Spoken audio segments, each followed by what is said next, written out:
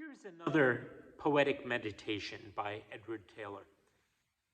It's on John chapter 6, verse 51, where Jesus says, "I am the living bread."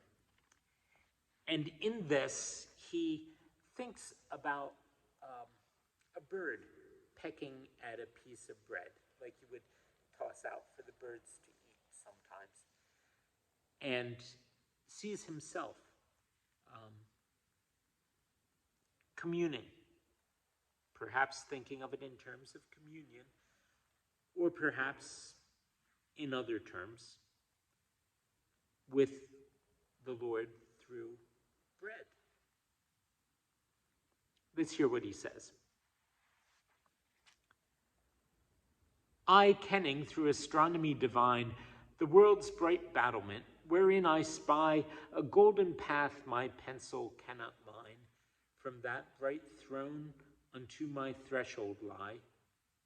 And while my puzzled thoughts about it pour, I find the bread of life in it at my door.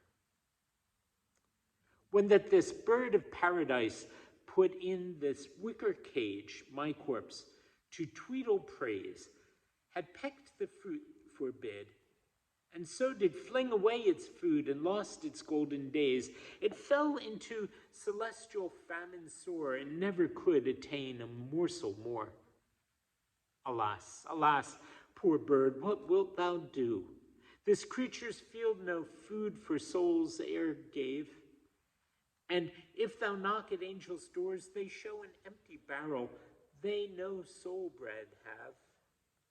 Alas, poor bird, the world's white loaf is done, and cannot yield thee here the smallest crumb.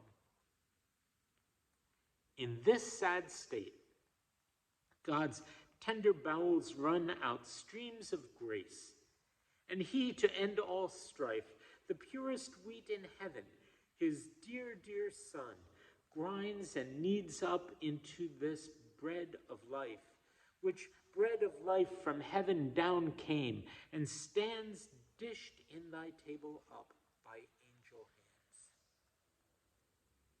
Did God mold up this bread in heaven and bake, which from his table came, and to thine goeth? Doth he bespeak thee thus, this soul bread take, come, eat thy fill of this, thy God's white loaf. Its food too fine for angels, yet come, take and eat thy fill. It's heaven's sugar cake. What grace is this need in this loaf? This thing souls are but petty things it to admire. Ye angels help. This fill would to the brim, heaven's whelmed down crystal meal bowl, yea, and highest.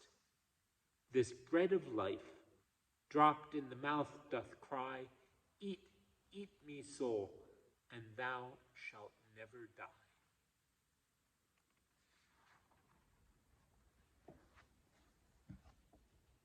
Beautiful.